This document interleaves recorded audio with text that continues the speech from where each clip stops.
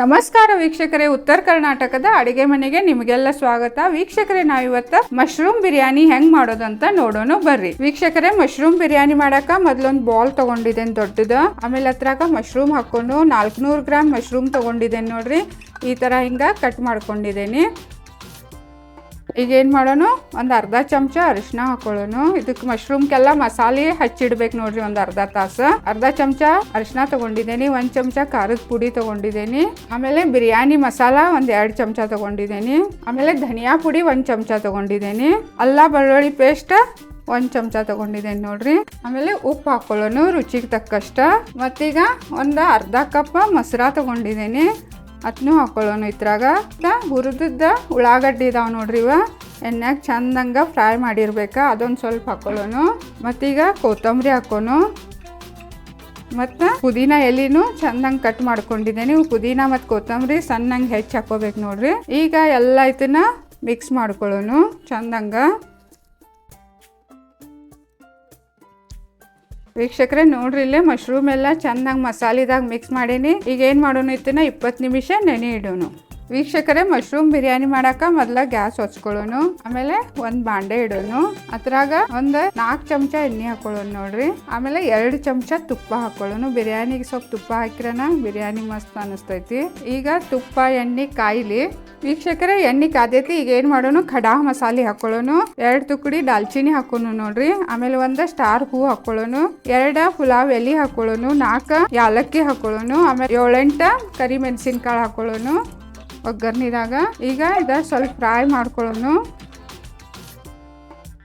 ವೀಕ್ಷಕರೀಗ ಖಡಾ ಮಸಾಲೆ ಎಲ್ಲ ಫ್ರೈ ಆಗೈತಿ. ಈಗ ಒಂದು ದೊಡ್ಡ ಉಳ್ಳಾಗಡ್ಡಿ ಹಚ್ಕೊಂಡಿದ್ದೇನೆ ಉದ್ದುದ್ದ, ಅದನ್ನ ಹಾಕೊಳ್ಳೋಣ ಒಗ್ಗರ್ನಿದಾಗ. ಉಳ್ಳಾಗಡ್ಡಿನೂ ಸ್ವಲ್ಪ ಫ್ರೈ ಮಾಡ್ಕೊಳ್ಳೋಣ. ವೀಕ್ಷಕರೇ, ಉಳ್ಳಾಗಡ್ಡಿ ಫ್ರೈ ಆಗ್ಯಾವ. ಈಗ ಏನು ಮಾಡೋಣ, ಹಸಿ ಮೆಣಸಿನ್ಕಾಯಿ ಹಾಕೋಣ. 4 ಹಸಿ ಮೆಣಸಿನ್ಕಾಯಿ ಹಿಂಗೆ ಉದ್ದ ಹೆಚ್ಕೊಂಡಿದೆ ನೋಡ್ರಿ, ಅದನ್ನ ಹಾಕೊಳ್ಳೋಣ. ಅದು ಸ್ವಲ್ಪ ಫ್ರೈ ಮಾಡ್ಕೊಂಡು ಉಳ್ಳಾಗಡ್ಡಿ ಜೊತೆ.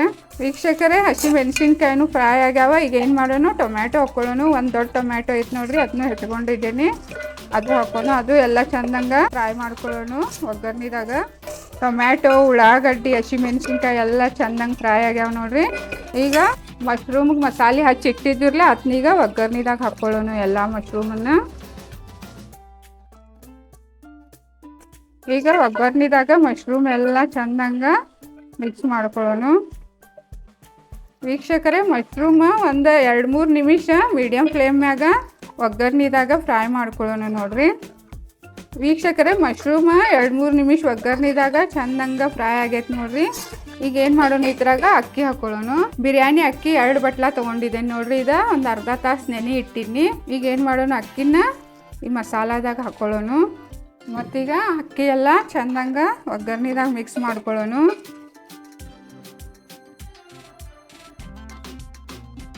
ವೀಕ್ಷಕರೇ, ಚಂದಂಗ ಅಕ್ಕಿ ಎಲ್ಲ ಮಿಕ್ಸ್ ಮಾಡ್ಕೊಂಡಿದ್ದೇನೆ ನೋಡ್ರಿ ಒಗ್ಗರ್ನಿದಾಗ.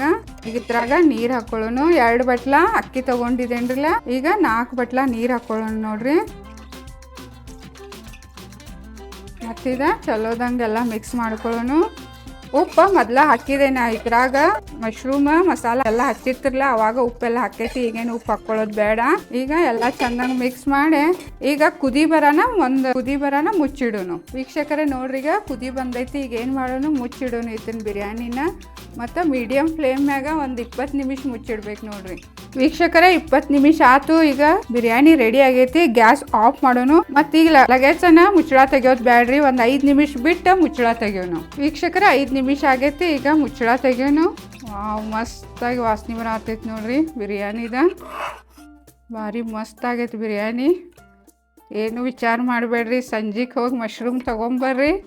ರಾತ್ರಿ ಊಟಕ್ಕೆ ಮಸ್ತ್ ಮಶ್ರೂಮ್ ಬಿರಿಯಾನಿ ಮಾಡಿ ನೋಡ್ರಿ. ಈಗ ಮಶ್ರೂಮ್ ಬಿರಿಯಾನಿ ಸರ್ವ್ ಮಾಡೋಣ ಬರ್ರಿ.